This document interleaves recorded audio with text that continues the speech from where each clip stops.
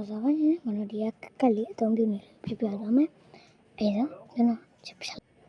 အားလုံးဒီဗီဒီယိုကတော့ basic အတွက်ပဲဖြစ်ပါတယ်ဒီဗီဒီယိုမှာကပ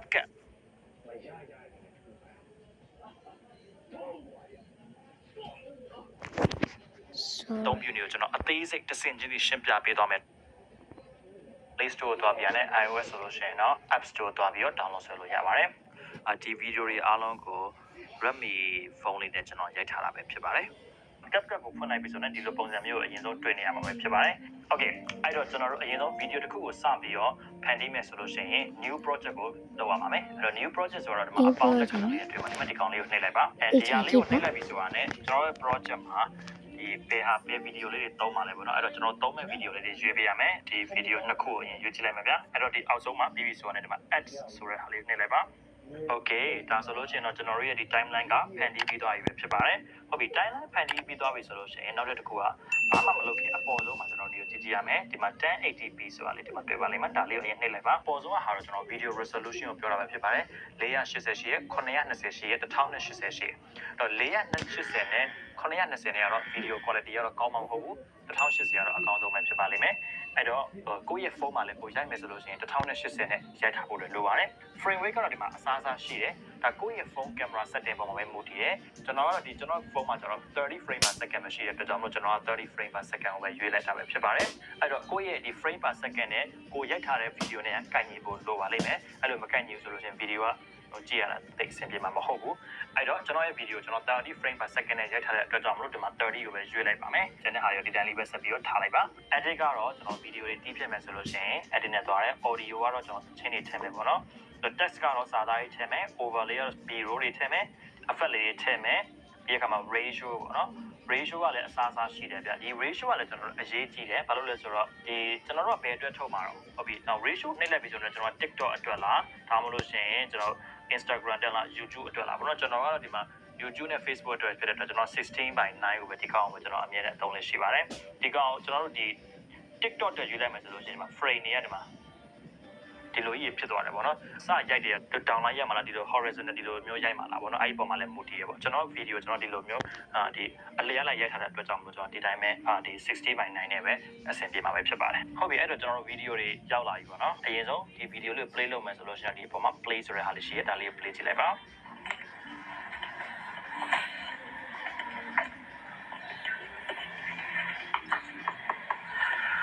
ချက်မိုက်ဟုတ်ပြီအပြောခင်ရှေ့မှာစာရီပိုင်းဖတ်နေရပိုင်းရှိဘူးဒါတွေကိုဘယ်သူမှစိတ်ဝင်စားမှာမဟုတ်ဘူးကျွန်တော်အဲ့ဒီပိုင်းတွေကိုကတ်လို့ပို့လို့ရတယ်ဆိုတော့အရင်ဆုံ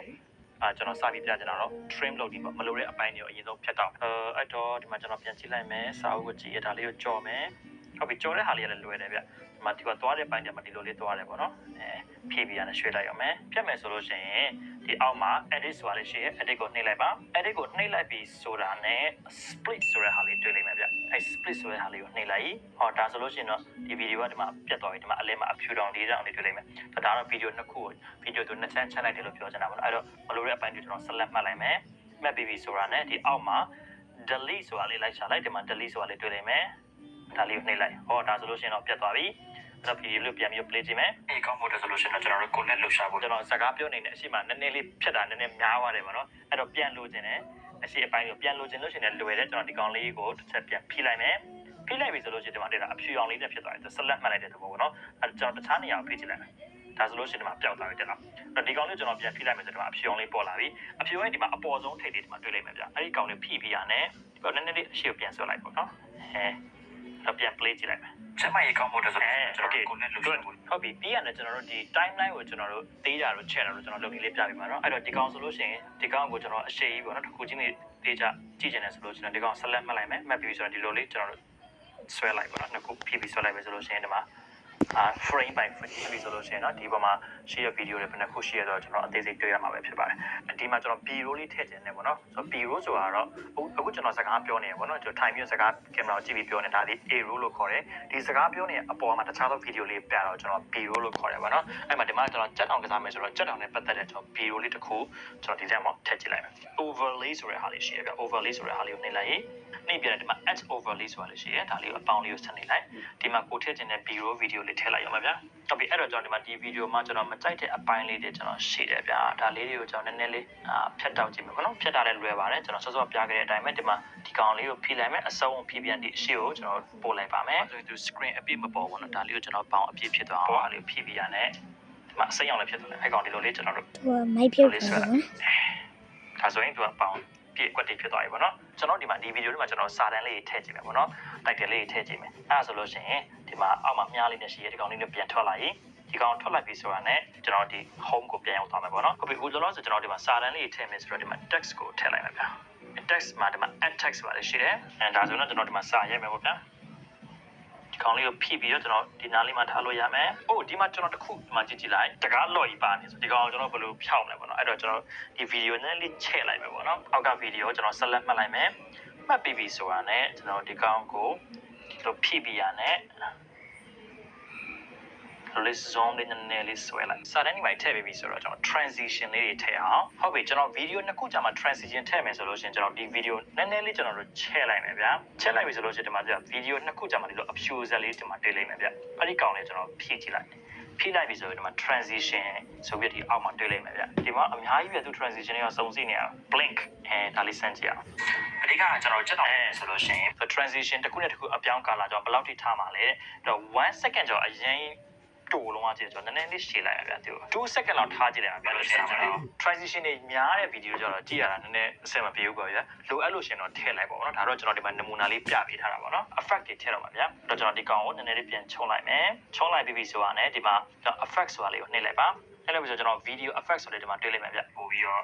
့လှုပ်ရှားဖြစ်ဖို့လို့ဟုတ်ပြီဒါမျိုး effect တွေပေါ့နော်ဟုတ်ပြီဒါတော့ကျွန်တော်ဒီမှာအချိန်ကြာသွားမှာဆိုတော့ကိုယ့်ကိုသွားပြီးတော့ click ကြည့်လို့ရတယ်ဟုတ်ပြီပြန်ထွက်လိုက်ပြီဆိုတော့ဒီအောက်မှာမြားလေးရှိရပဲဒါလေးကိုနှိပ်လိုက်အဲဆိုတော့ကျွန်တော်ဟိုအရှိကိုပြန်ရောက်သွားလိမ့်မယ်တော့ effect တွေပါထည့်ပြီးဆိုတော့ကျွန်တော်ဒီမှာအောက်ကနေပြီးကျွန်တော်တချင်းလေးကျွန်တော်ထည့်ကြည့်အောင်တချင်းကလည်းလွယ်တယ်တချင်းကဘယ်လိုထည့်မလဲဆိုတော့ဒီမှာအပေါင်းဒီမှာတွေ့လိမ့်မယ်ပြီးတော့အောက်မှာ add audio ဆိုတာလေးရှိရပဲဒါလေးကိုနှိပ်လို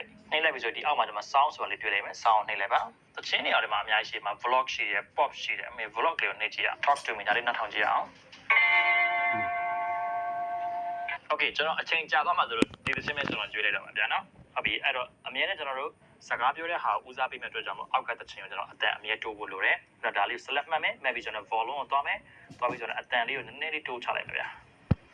play ကြည့်အောင်ချက်မှရေကောင်းဖို့ဆိုလို့ရှိရင်ကျွန်တော်တို့ကိုလက်လှူရှာဖို့လိုပါမယ်အထူးသဖြင့်ကျွန်တော်တို့လိုကွန်ပျူတာနဲ့အလုပ်လုပ်နေရတဲ့ဆိုလို့ရှိရင်ပို့ပြီးတော့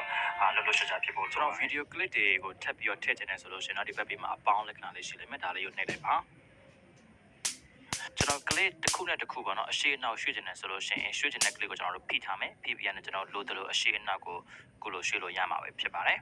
ကိုယ့်ရဲ့ဗီဒီယိုစိတ်တိုင်းကျ edit လုပ်ပြီးသွားပြီဆိုတာနဲ့ဒီအပေါ်မှာကျွန်တော်ဒီမြားလေးရှိတယ်ဗျတိုက်ကောင်လေးကိုနှိပ်လိုက်လို့ရှိရင်သူက export လုပ်ပြီးမယ်ပေါ့နော်ဆိုတော့ exporting လုပ်နေတဲ့အချိန်မှာဒီ CapCut ကိုလည်းမပိတ်ရဘူးဒီ phone screen ကိုလည်းမပိတ်ရဘူးเนาะဒီတိုင်းသူတွေ့တန်းပြေသွားတဲ့အထိကျွန်တော်တို့ကဖွင့်ပေးထားရမှာပဲဖြစ်ပါတယ်အဲ့လိုကျွန်တော် export လုပ်ပြီးပြီဆိုတော့ကျွန်တော်တခါတည်း Instagram မှာတင်ပါလား TikTok မှာတင်ပါလား Facebook မှာတခါတည်းတန်းပြီးတော့တင်ပါလားပေါ့နော်တင်မယ်ဆိုလို့ရှိရင်တော့နှိပ်လိုက်ရအောင်မတင်သေးဘူးဆိုလို့ရှိရင်ကျွန်တော်တို့ရဲ့ဒီ phone gallery တို့မို့ဒီ photo တွေမှာသွားပြီးတော့ save ထားလို့ရတယ်ပေါ့နော်အဲ့လို save ခြင်းဒီဘက်ဘေးမှာအဆက်လေး30ရှိတယ်အဲ့ဒီကောင်လေးကိုနှိပ်လိုက်နှိပ်ပြီးပြီဆိုတော့ဒီအောက်မှာ save video နှိပ်လိုက်ရအောင်ပါပဲအဲ့ဒါဆိုလို့ရှိရင်ဒီ video ကကျွန်တော်တို့ရဲ့ phone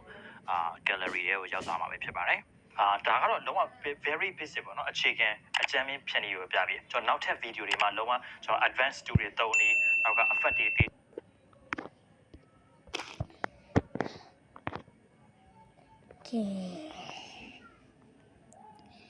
ီဗီဒီယိုရဲ့အောက်ဆုံးမှာသူ့ရဲ့ channel လေးကိုထည့်ပြရမယ်။ Okay ဒီဘက်တော့တက်မဲ့တက်လေးလို့ညွှန်နေ။နောက်ပြီးမှပြန်တွေ့ကြမယ်။အားလုံးပဲ